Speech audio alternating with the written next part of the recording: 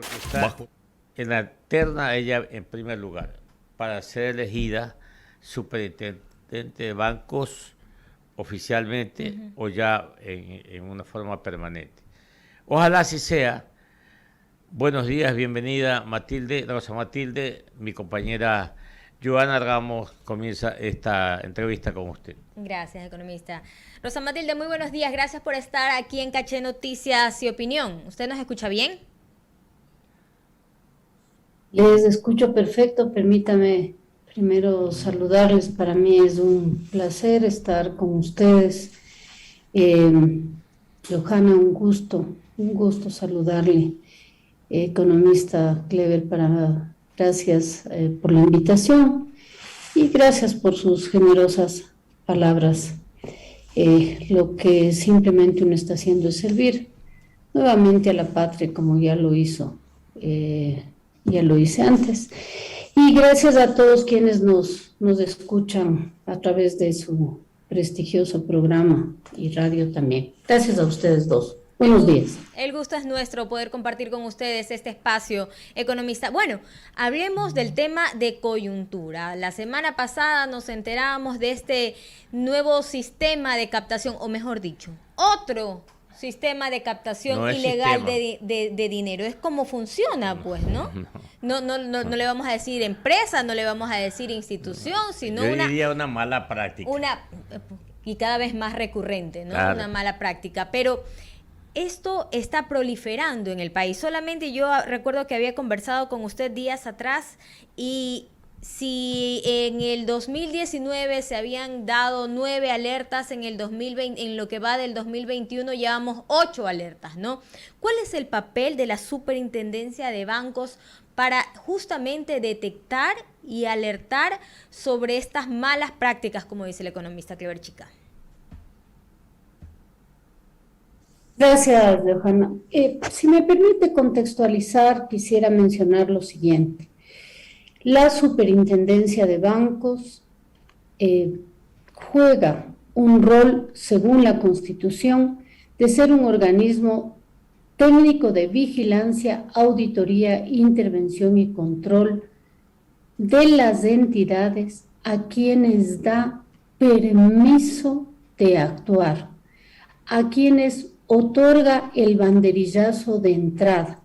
¿Por qué? Porque para eso lo que hace es, primero, saber de qué tipo de instituciones se trata. O sea, toda institución que la Superintendencia de Bancos autoriza a actuar en el mercado de lo que es el sistema financiero bancario, entidades auxiliares de servicio, bancos o del sistema de la seguridad social, deben cumplir requisitos. Y para actuar en el sistema bancario, evidentemente, para seguir o continuar actuando, están regulados, evaluados por el supervisor bancario. Tienen entonces elementos mínimos de capital, liquidez, patrimonio técnico o regulación de riesgos. Esto es importante porque evidentemente quienes invierten, al menos en lo que hace referencia a la banca, ¿no es cierto?, tienen, por ejemplo, un seguro de depósitos, igual cumplen otros requisitos en lo que hace referencia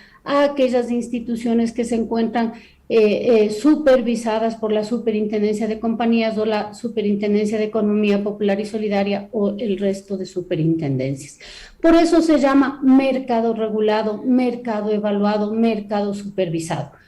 Todo lo que está fuera de estas instituciones en el argot financiero del supervisor toma en general un nombre de detección y prevención de delitos financieros, como bien lo mencionaba usted y el economista Clever Chica. ¿Y quién debe hacerse cargo de eso entonces? Es una excelente pregunta y a eso iba. ¿Quiénes? Varias instituciones y una coordinación de esas instituciones. En el caso de las superintendencias, ¿qué debemos hacer? Precautelar, alertar a la ciudadanía a través de algunos mecanismos. ¿Cuáles mecanismos? Primero, ¿no es cierto? Y ya lo mencionaba usted, Johanna, y lo mencionaba Clever en alguno de los programas que le había escuchado en estos días, soy una asidua, oigo frecuentemente el programa. Primero, todo un proceso de educación financiera, ¿sí? Cultura financiera, que sale desde los propios organismos de control, de la propia ministra de Educación, que está en una gran tarea de iniciar ya un proceso desde la escuela y el colegio, que en otros países se ha hecho desde antes, pero bueno, lo importante es que este gobierno y la ministra está iniciando ya ese proceso.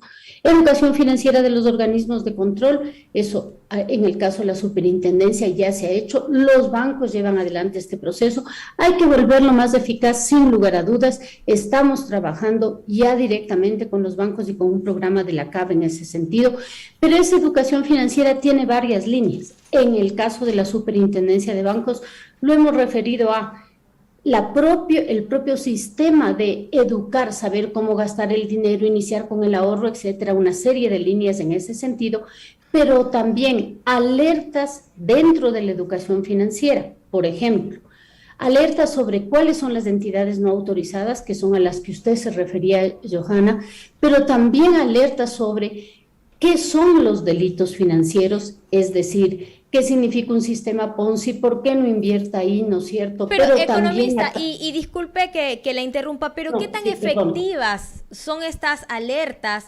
cuando, si yo quiero saber si la institución que me está ofreciendo una rentabilidad del 50, 60 y hasta el 90%, yo tengo que ingresar a una página web para saber si forma parte del mercado regulado? ¿Es más complicado o que yo pueda ingresar a internet, que yo pueda ingresar a una computadora para ver si esa institución está dentro del sistema regulado? Usted tiene toda la razón. Es decir, ¿cuán efectivas son? Bueno, son tan efectivas como efectivo es los sistemas que tenemos para alertar, ¿no es cierto? Nuestros sistemas o el sistema de la super de bancos para alertar es lo que tiene. ¿Qué tiene? Las redes sociales, ¿no es cierto?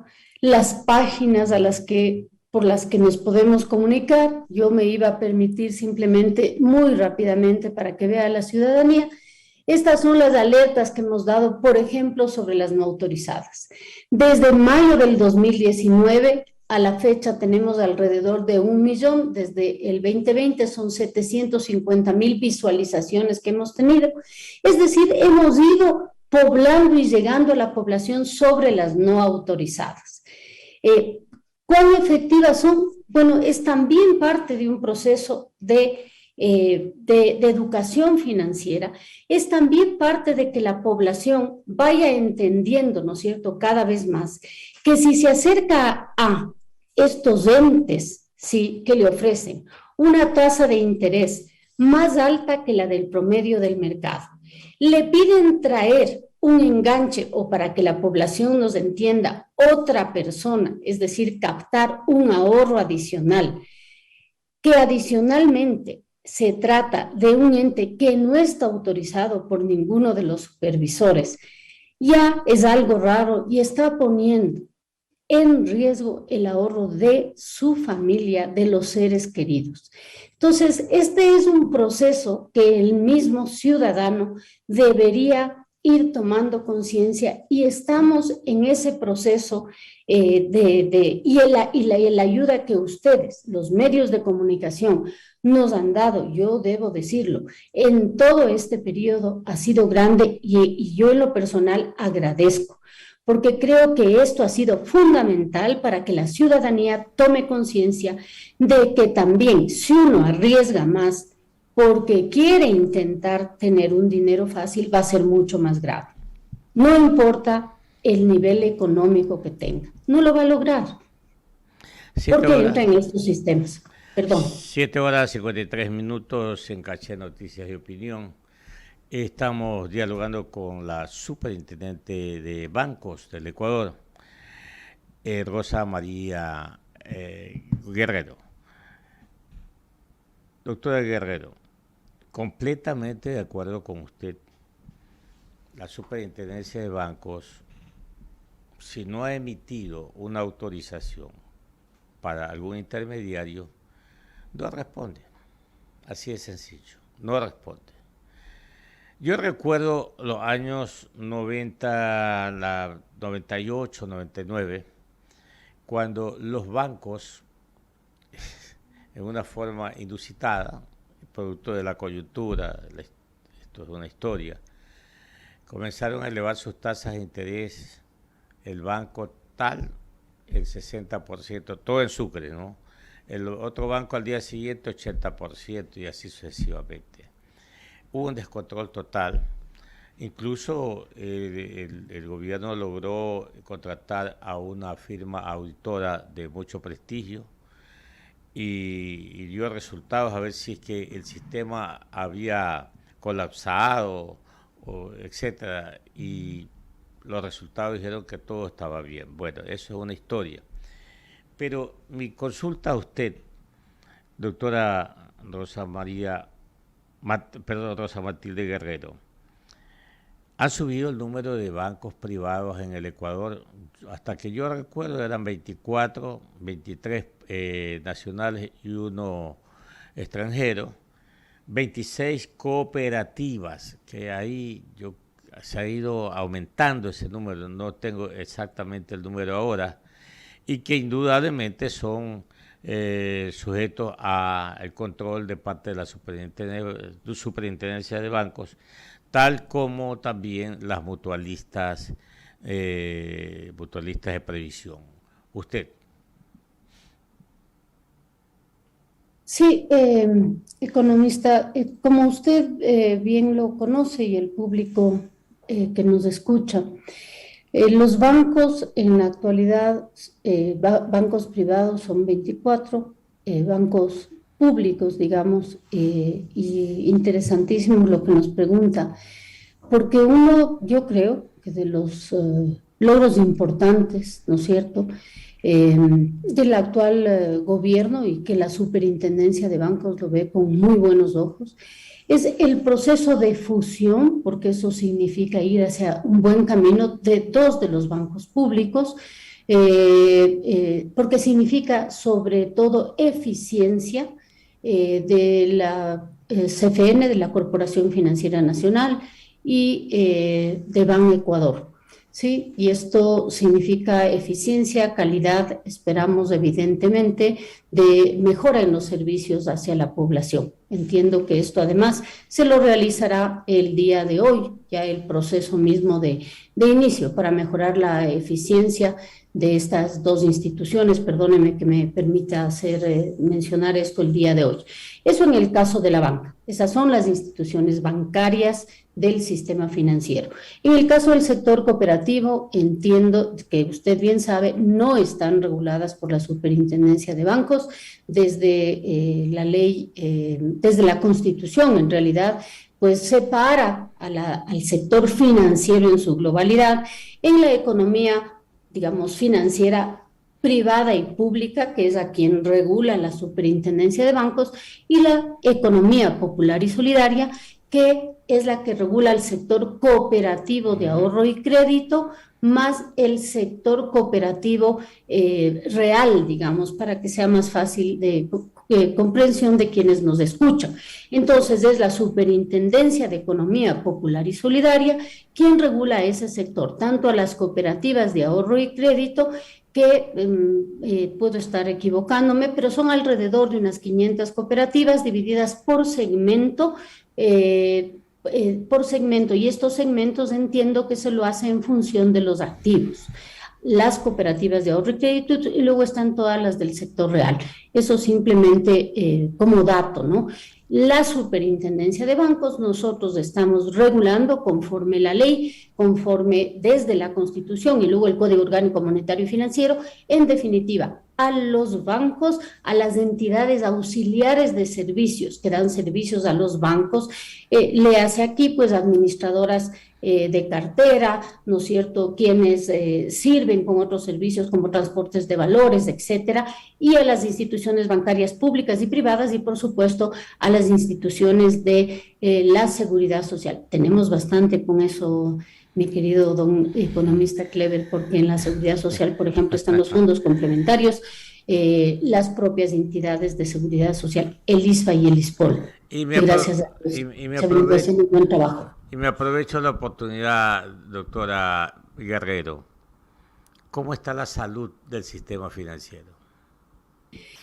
Yo le tengo que decir, gracias a Dios, y yo creo que con mucho honor, del sistema financiero bancario, después de la crisis del COVID-2019, una crisis que no inició en el sistema bancario, una crisis externa, pero una crisis que se tuvo que enfrentar de manera conjunta con el sistema financiero bancario y que en buena hora se le enfrentó reingresando a instituciones como a la Asociación de Supervisores Bancarios ya desde fines del 2019, lo que nos sirvió para tomar las buenas prácticas, para entender qué pasaba en la región, con visión de futuro y claridad. Desde fines de diciembre del 2019 se pidió a la banca capitalizar las utilidades. Fueron 2 años seguidos, e inclusive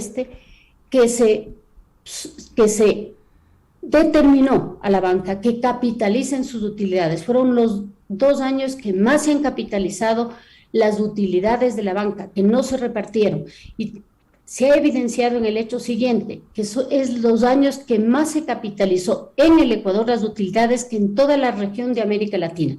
Eso permitió, economista, y usted lo sabe, porque además usted conoce, ha sido funcionario, ¿no es cierto?, que le permite entrar a la banca ecuatoriana, por un lado, capitalizada a la mayor de las crisis a nivel mundial y de América Latina, originada por un hecho externo, pero además, en mayo del 2019 se toma la decisión de entrar a revisar los planes de contingencia y liquidez de la banca, y gracias a Dios también permite entrar a la banca líquida, con la perspectiva de que, habiendo capitalizado en noviembre del 2019, no porque se veía venir el COVID, no, nadie es brujo, pero sí porque se veía un declive del crecimiento en el 2020, entonces capitalizada y líquida, entra el COVID con algunas herramientas que en una economía dolarizada, economista Clever, le permite tener una banca de ese tipo que en buena hora, cuando no tiene un banco central que le pueda prestar, ni hubo un fondo como crearon otros países,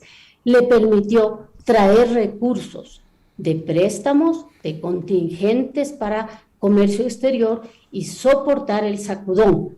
¿Qué hizo eso? Que con una política cierta, contundente, de diálogo entre la banca, supervisor y quienes hacían la política económica y financiera sobre todo, y el diálogo con la banca, permitió entonces diferir los créditos de forma voluntaria entre los deudores de la banca y la banca. ¿Y por qué voluntaria? Porque usted y yo sabemos que los recursos que administra la banca no son, ¿no es cierto?, de la banca, y que la gran mayoría del pasivo no les pertenece tampoco a los accionistas. Esos recursos son de los depositantes y hay que defenderlos.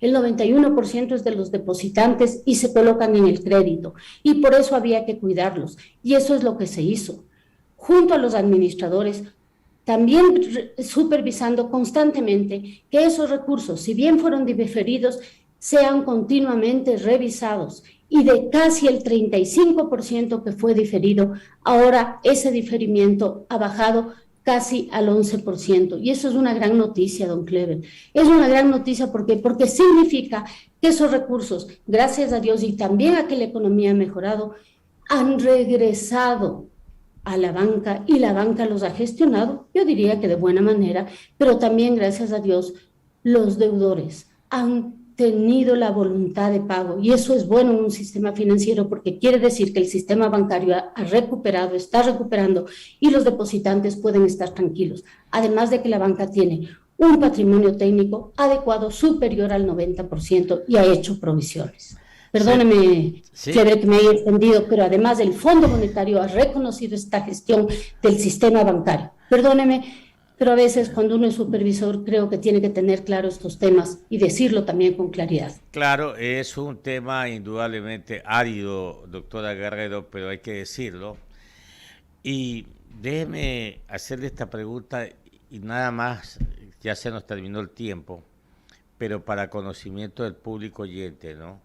El Ecuador ha cumplido con todas las normativas financieras que exige las normativas internacionales financieras, tales como, por ejemplo, en el aspecto contable, las NIF, las NIC, NICS y otras. ¿Estamos bien ahí, doctora Guerrero, o hace falta? Mire, economista, y gracias por la pregunta, ¿no es cierto? Nosotros estamos en un camino a las mejores prácticas. Esto, economista, no es fácil, no se hace de un día para la mañana, y usted lo conoce. En concreto, lo siguiente. Cuando desde hace 2 años y medio, 3 años ya, la Superintendencia de Bancos comenzó un camino de regresar a las mejores prácticas. Esto ha constituido un regreso importante que además ha hecho que la banca internacional, México, Colombia, Chile, Perú, haga su regreso y esté interesado en al menos sondear este mercado, y nos están visitando casi semanalmente estos bancos. Eso es positivo porque quiere decir que esos supervisores están viendo que esta supervisión, ¿no es cierto?, que este país está regresando a las mejores prácticas. ¿Y cuáles, si me permite, por favor, economista? Estamos yendo hacia tener, ¿no es cierto?, cada vez más acercarnos a Basilea III, que ellos ya están en ese camino. Nosotros estamos en Basilea II, es decir, si bien tenemos un patrimonio superior al 9%, pero estamos camino hacia medirnos en Basilea III, es decir, tener colchones superiores al 9% por riesgo, por ejemplo, sistémico, por riesgo de grupo financiero, en fin, otros temas. En lo que usted me dice, concretamente las NIPS y las NICS, ese es un camino que también estamos en conversación y diálogo con el sistema bancario. Pero lo que hace referencia al sistema bancario ecuatoriano, estamos en ese camino y dialogando con la Junta de Política Financiera, pero con el sistema también, porque este tiene que ser un diálogo tripartito, donde lo fundamental sea la protección al consumidor financiero, Clever, que es algo en lo que nos hemos empeñado fuertemente, y me encantaría poder hablar otro momento, porque en eso creo que es uno de los pilares centrales que hemos procedido como tema fundamental para fortalecer el sistema financiero. Y a manera de comparación, nada más para terminar esta entrevista con usted, muy, muy orientadora y educativa. El Banco Central del Ecuador no emite dinero desde enero del año 2000.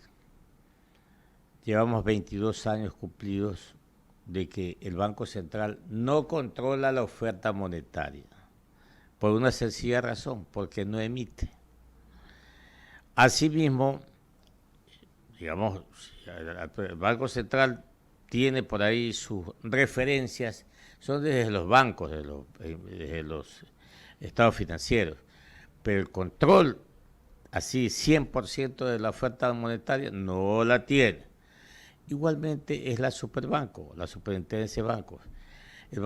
La Superintendencia de Bancos está facultada y tiene toda la obligación de dar cuentas por lo que emite, por lo que suscribe, por lo que formaliza a las entidades del sistema financiero.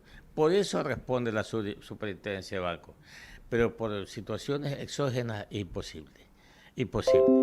Así es la situación, así que por eso yo no le toco ese dinero que viene, como se dice comúnmente, por la izquierda y que nadie sabe de dónde llega, cuál es el origen, qué sé yo.